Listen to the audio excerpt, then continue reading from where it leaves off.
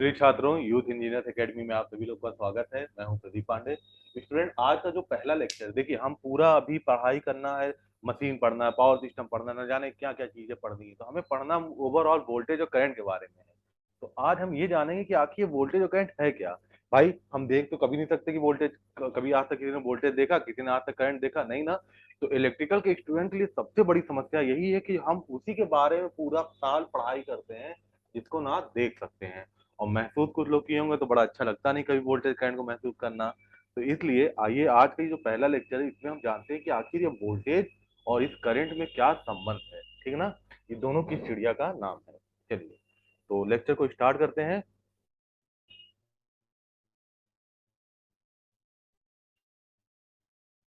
चलिए बेटा लोग, तो पहले हम बात करते हैं। जरा देखिए, एक, जब तक हम एग्जाम्पल से नहीं चलेंगे तब तक हमें कुछ नहीं समझ में आने वाला। तो पहले एक एग्जाम्पल लेके चलते हैं बढ़िया सा। देखो, ये एक इलेक्ट्रिक बल्ब है, विद्युत बल्ब। ठीक है।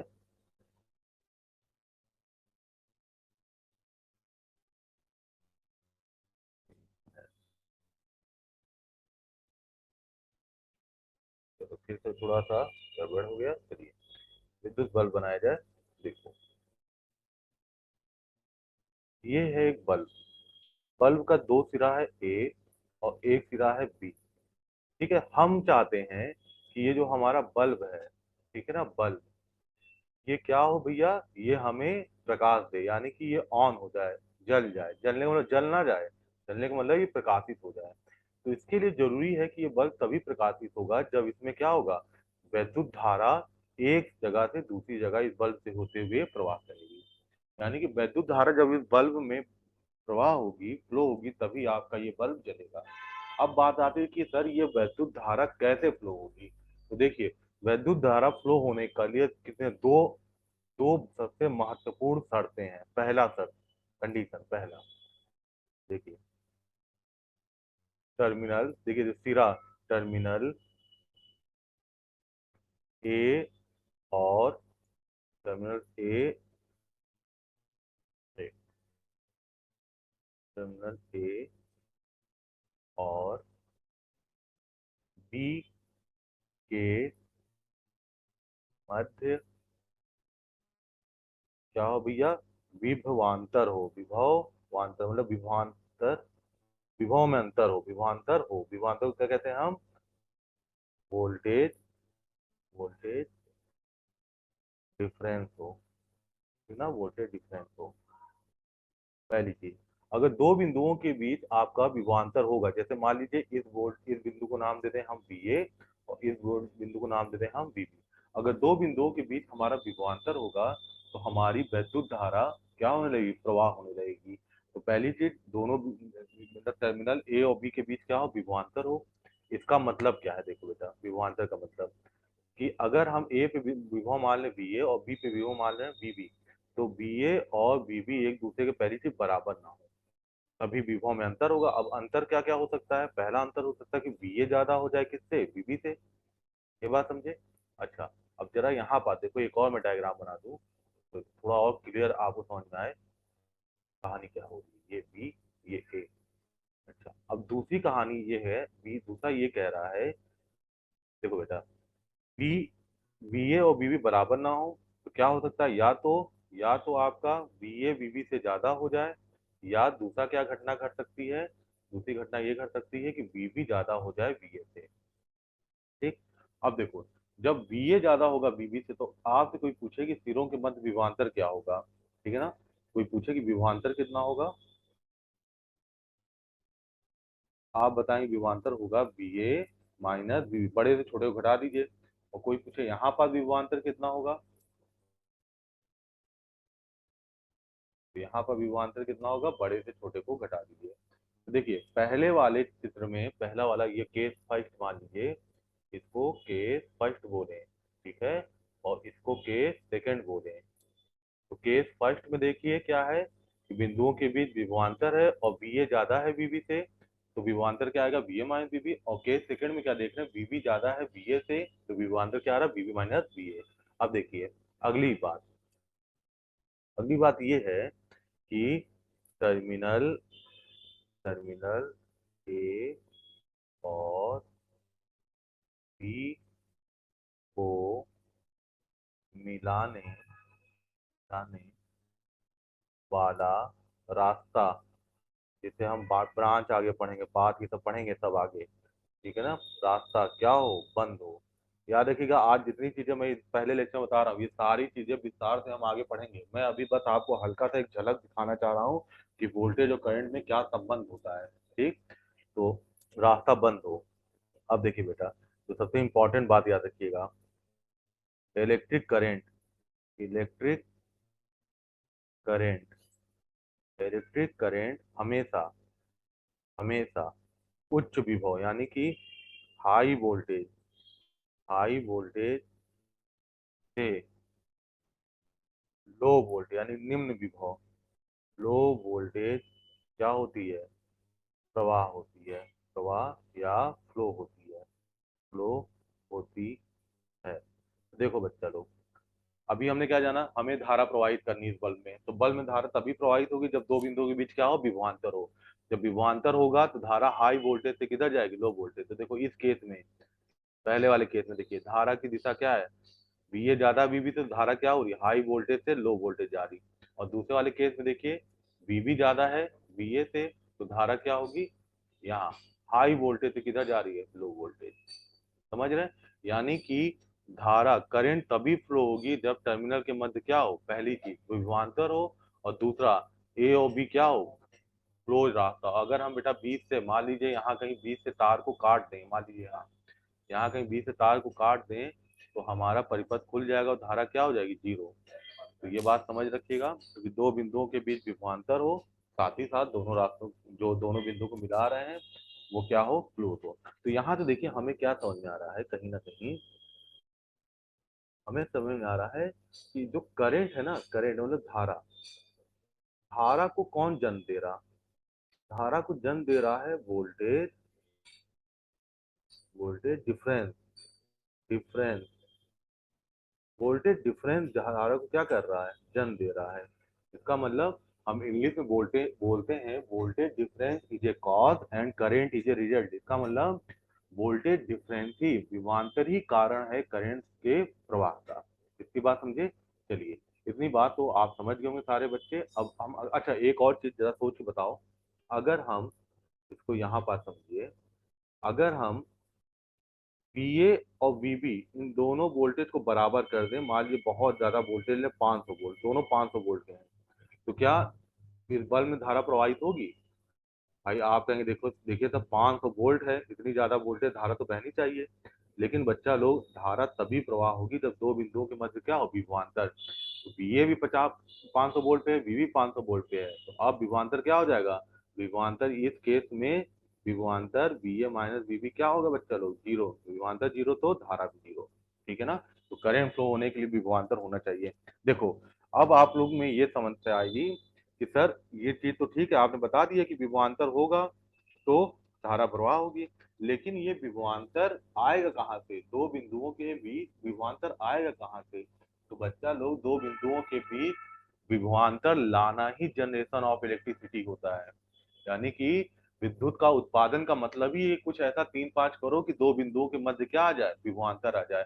अगर दो बिंदुओं के बीच विभवांतर आ गया तो कोई भी लोड उससे जोड़ दोगे, लोड किसे कहेंगे, जैसे बल्ब लोड है, कोई भी लोड अगर आप जोड़ दोगे तो धारा हाई वोल्टेज से लो वोल्टेज प्रवाहित होने लगेगी और वो लोड कार्य करने लगेगा। नेक्स्ट स्लाइड क्या होगा, चलो चलिए अब देखिए यहाँ बात बच्चे, मैं ऐसे समझाता हूँ आपको। देखिए केस 5, अब उसी बल्ब को हम सर्किट डायग्राम बना रहे हैं, देखो ये वही बल्ब है लेकिन इसको आप सर्किट डायग्राम से बना रहे हैं। तो बल्ब को सर्किट डायग्राम से बनाने के लिए हमने एक रजिस्टर यूज किया, क्योंकि बल्ब आगे पढ़ेंगे बेटा एक रजिस्टिव लोड होता है, बल्ब को एक रजिस्टर से हम दिखा सकते हैं। ठीक है? तो ये बल्ब का एक सिरा ए हो गया, एक सिरा बी हो गया। अब समझो ये रजिस्टर आर है। अब मान लो कोई लोड है बेटा जिसका रेजिस्टेंस आर है, उसको लोड को ऐसे सर्किट डायग्राम दिखाया गया। अब मान लीजिए आपको ये बताया जा रहा है कि इस रजिस्टर में करंट आई इस डायरेक्शन में बह रही है, तो जरा ये बताओ, धारा प्रवाहित हो रही है, इसका मतलब दोनों बिंदुओं पे विभव होगा। ये बात क्लियर हो रही है? दोनों बिंदुओं पे क्या होगा, विभव होगा।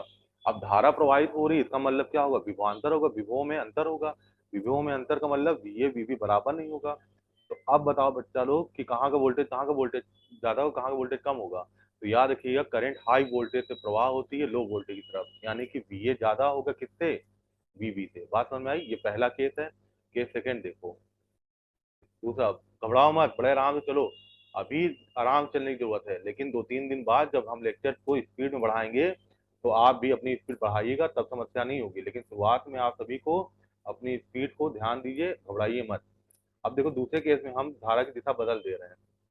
धारा की दिशा बदल गई, धारा इसका मतलब बह रही तब भी, तो BA BB बराबर नहीं होगा भैया। अब जरा सोच बताओ, कहाँ का वोल्टेज ज्यादा, कहाँ का कम। तो धारा हाई वोल्टेज से बहती है लो वोल्टेज की तरफ, यानी कि BB ज्यादा होगा BA से। इतनी बात समझ में आई। अच्छा, अब पहले केस में अगर हम बोले कि विभवांतर क्या होगा, विभवांतर कितना होगा, तो आप कितना बताएंगे, बड़े से छोटे को बताओ तो BA माइनस BB। अगर हम दूसरे केस में पूछें कि कितना वोल्टेज डिफरेंस, वोल्टेज डिफरेंस में विभवांतर, इंग्लिश हिंदी समझते रहिएगा, वोल्टेज डिफरेंस मतलब विभवांतर। तो दूसरे वाले केस में बताइए वोल्टेज डिफरेंस कितना होगा। दूसरे वाले केस में वोल्टेज डिफरेंस होगा बेटा, बड़ा कौन है, BB, तो BB माइनस BA। इतनी बात समझ है। अब देखो बेटा, हम आगे पढ़ेंगे ओम्स लॉ, घबराओ मत। लेकिन ओम्स लॉ ने क्या कहा, ओम्स लॉ, उन्होंने कहा कि ये जो विभवांतर है ना VA माइनस BB, यही बेटा होता है आपका IR के बराबर। समझ गए, विभवांतर बराबर होगा IR। अब यहाँ पर बच्चा देखो बेटा, चलो देखिए, इस केस में बताओ बच्चा, विभवांतर VA माइनस BB किसके बराबर होगा। अब देखो, प्रतिरोध का मान क्या है, R, प्रतिरोध में धारा की जा रही I, दोनों का गुणा कर दो IR। तो किसी प्रतिरोध के बीच विभवांतर बताना हो तो कैसे बताओगे, प्रतिरोध और धारा का गुणा कर दो तो विभवांतर आ जाएगा। अब धारा की दिशा समझ जाना कि विभवांतर VA माइनस BB होगा या BB माइनस VA होगा। अच्छा, इन दोनों में देखो एक की समानता देखो बेटा। अगर पहले वाले केस में विभवांतर को V1 बोले, मतलब VA माइनस BB को V1 बोले, और दूसरे वाले केस में हम विभवांतर को V2 बोले, तो जरा देखो बेटा, V1 और V2, V1 मैग्नीट्यूड में, परिमाण में V2 के बराबर है ना। क्यों, क्योंकि यहाँ V1 भी क्या आ रहा है I1R1, और यहाँ V2 भी क्या आ रहा है I1, यानी कि दोनों वोल्टेज क्या होंगे, बराबर। लेकिन क्या चीज में अंतर होगा, तो याद रखना बेटा, यहाँ समझो ध्यान से, इन दोनों वोल्टेज में अंतर क्या होगा। तो वोल्टेज में बेटा क्या चीज होती है, दो चीजें महत्वपूर्ण होती है, एक तो परिमाण होता है, दूसरा इसकी पोलैरिटी, ध्रुवता होती है। ठीक है, तो चलो, अब देखो बेटा, अब आता है, कहाँ गया पेन, हाँ देखो,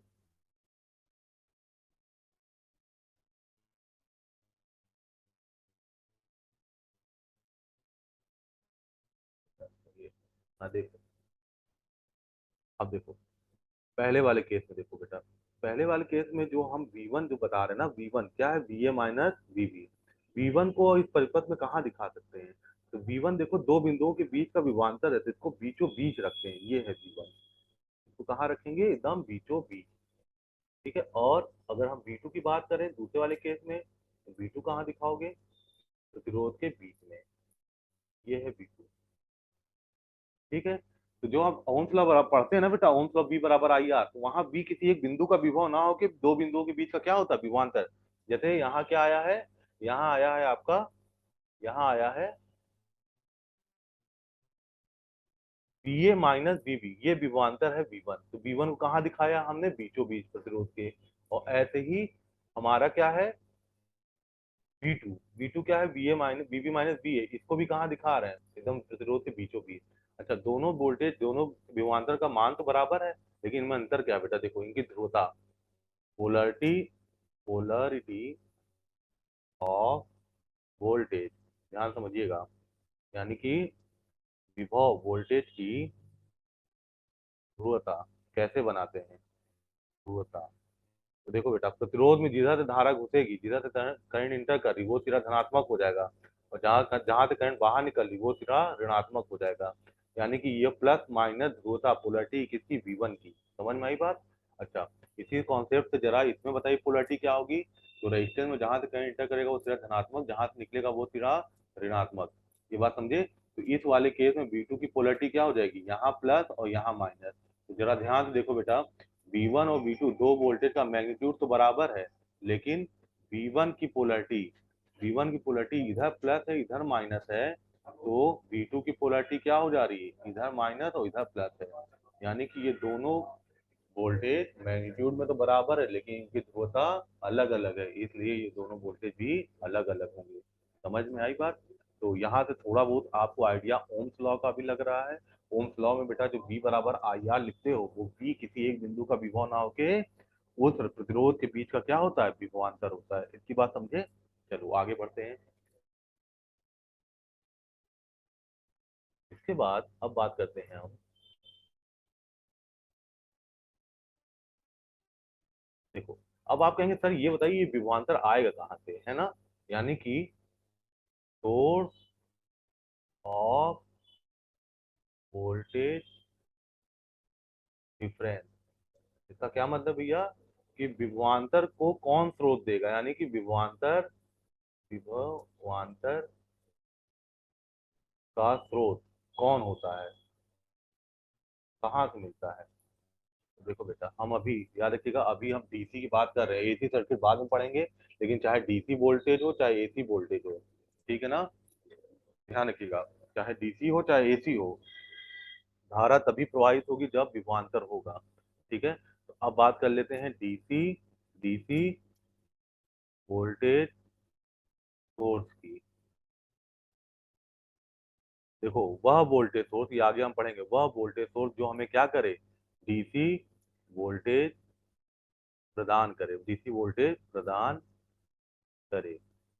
और इसका एग्जांपल कौन होता है भैया, इसका एग्जांपल है जैसे सेल, मार्केट जो खरीदते हैं, बैटरी और डीसी जनित्र यानी कि डीसी जनरेटर, ये सब क्या है, ये सब हमारे वोल्टेज सोर्स हैं, जनरेटर। ठीक है ना? हाँ ईएमएफ, अभी देखो बेटा आगे के लेक्चर में आराम से पढ़ेंगे हम ईएमएफ क्या होता है, वोल्टेज ड्रॉप, ये सारी चीज, लेकिन अभी मोटा मोटा जानो कि वही बल्ब देखो बेटा बनाते हैं फिर से, ये बल्ब, वही वाला बल्ब जो अभी थोड़ी देर पहले देखे, हमको इस बल्ब को किसी भी प्रकार से क्या करना है, ऑन करना है। हमें बल्ब को ऑन करना है, यानी कि इसके दो छोर ए और बी के बीच हमें क्या चाहिए, विभवांतर चाहिए। अब देखो बेटा हम बाजार गए, बाजार से क्या खरीद के लाए, एक सेल खरीद के लाए, ठीक है, 10 रुपए की सेल खरीदे, और वो सेल हमारी, ऐसा देखो सेल की बनावट कैसी होती है, ये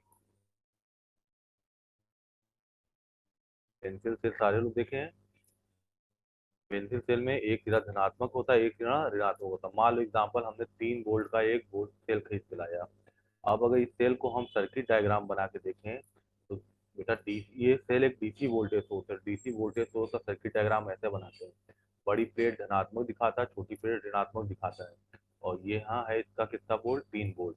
यानी कि इस सेल से हमें कितना वोल्टेज प्राप्त होगा, 3 वोल्ट का। ठीक है ना? अब जरा देखो इसका मतलब क्या हुआ, अगर हम इस सेल से इस बिंदु ए को जोड़ दें और अगर इस सेल से हम बिंदु बी को जोड़ दें, तो देखो प्लस का, प्लस वाला प्लेट किससे जुड़ा है, वोल्टेज ए से, तो यहाँ का वोल्टेज मान लो वी ए और यहाँ का वोल्टेज वी मान लो, तो प्लस सिरा ए से जुड़ा है और ऋण सिरा किससे जुड़ा है, बी से, तो इसका मतलब होगा बेटा क्या, कि वी ए का वोल्टेज ज्यादा होगा किससे, बीबी से। ये बात समझ गए, वोल्टेज वी ए का ज्यादा होगा बीबी से, यानी कि क्या है, विभवांतर हो गया। कितना विभवांतर पाएंगे आप, तो आप पाएंगे वी ए माइनस बीबी, और कितना होगा, 3 वोल्ट। अगर आप 5 वोल्ट की बैटरी लेते तो 5 वोल्ट विभवांतर मिलता, 10 वोल्ट की बैटरी लेते तो 10 वोल्ट मिलता। तो बैटरी का काम, यहाँ सेल का काम क्या है, यहाँ सेल एक वोल्टेज सोर्स है, और वोल्टेज सोर्स का काम क्या है बच्चा, वोल्टेज सोर्स का काम है विभवांतर देना।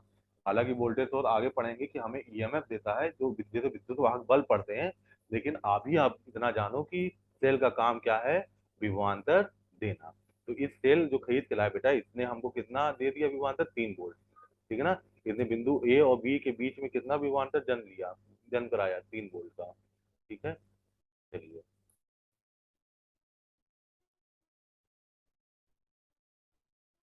अच्छा, ये बात तो समझ में आई, 3 वोल्ट का विभवांतर मिलेगा। अच्छा, अब धारा बताओ कहाँ से कहाँ फ्लो होगी, ए से बी, करंट ए से बी फ्लो होगी, ये बात समझ में आई? ठीक है। अच्छा आगे हम पढ़ेंगे कि जो डीसी वोल्टेज होता है, डीसी वोल्टेज, उसके गुण क्या होता है, पहला उसका जो परिमाण होता है, परिमाण, परिमाण मतलब कह लीजिए उसका मैग्नीट्यूड, मैग्नीट्यूड वो क्या होता है, समय के साथ नहीं बदलता, यानी कि does not change with respect to time, समय के साथ नहीं बदलता, पहली बात। दूसरा, डीसी वोल्टेज जो है, जो बेटा सेल आपको 3 वोल्ट का वोल्टेज दे रहा ना, इसका परिमाण नहीं बदलेगा, और इसकी पोलरिटी यानी कि जैसे ऊपर प्लस नीचे माइनस है ना, तो पोलरिटी समय के साथ नहीं बदलेगी।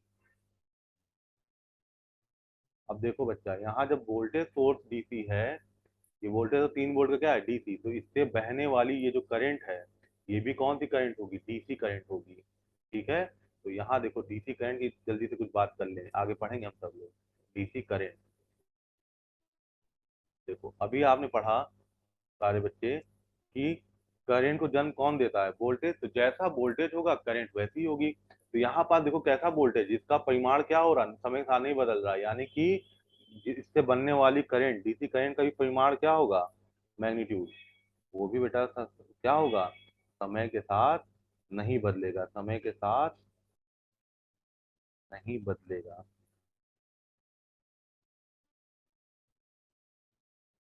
दूसरी बात समझो, देखो बेटा, बैटरी की पोलैरिटी नहीं बदलती, अभी हमने बताया बैटरी की पोलैरिटी नहीं चेंज होती है। पोलैरिटी का मतलब जहां प्लस है वो हरदम प्लस होगा, जहां माइनस है वहां हरदम माइनस होगा। ठीक है ना, तो देखो, ए सिरा हरदम धनात्मक रहना है और बी सिरा को हरदम ऋणात्मक रहना है, और धारा हरदम किधर से किधर फ्लो होती है, हाई वोल्टेज से लो वोल्टेज। तो जरा देखो, अगर पोलैरिटी प्लस माइनस नहीं बदलने वाला है, बी हरदम, और बी हरदम धनात्मक, बी भी हरदम ऋणात्मक रहने वाला है, तो धारा की दिशा भी तो यही होगी ना, धारा की दिशा भी तो नहीं बदलेगी। यानी कि डीसी वोल्टेज से बनने वाली डीसी करंट की दिशा भी समय के साथ नहीं बदलेगी, दिशा समय के साथ नहीं बदलेगी। ठीक है बच्चे, ये देखो, मैंने क्यों ये पहला लेक्चर आज आपको वोल्टेज और करंट का क्यों कॉन्सेप्ट दिया, क्योंकि आप इतना जान लीजिए कि बिना विभवांतर के करंट कभी भी नहीं प्रवाहित हो सकती है, ये दिमाग में बैठा लीजिएगा अच्छे से। ठीक है ना, धारा प्रवाहित के लिए विभवांतर का होना जरूरी है, और विभवांतर हमें कौन देंगे, विभवांतर हमें देते हैं वोल्टेज सोर्स। देखो हकीकत क्या होता है, वोल्टेज सोर्स हमें ईएमएफ देते हैं, और ईएमएफ से ही क्या बनता है, विभवांतर। मोटे तौर पे कह लो कि वोल्टेज सोर्स से हमें क्या मिलता है, विभवांतर। ठीक है, विभवों के दो दो सिरों के बीच विभवांतर मिल जाएगा, विभवांतर मिल जाएगा तो धारा प्रवाहित होने लगेगी। तो बच्चों, अब इसी तरह हम अपने लेक्चर को आगे बढ़ाते रहेंगे। आप ऐसे ही वीडियो आराम से पढ़ते रहिए, और जल्दीबाजी ना करिए कि सिर्फ कोर्स एकदम कोर्स खत्म कराएंगे, लेकिन आप समझते भी रहिए, कोर्स खत्म कराना हमारी जिम्मेदारी है। ठीक है ना, चलिए पढ़ते रहिए और मेहनत करते रहिए। धन्यवाद।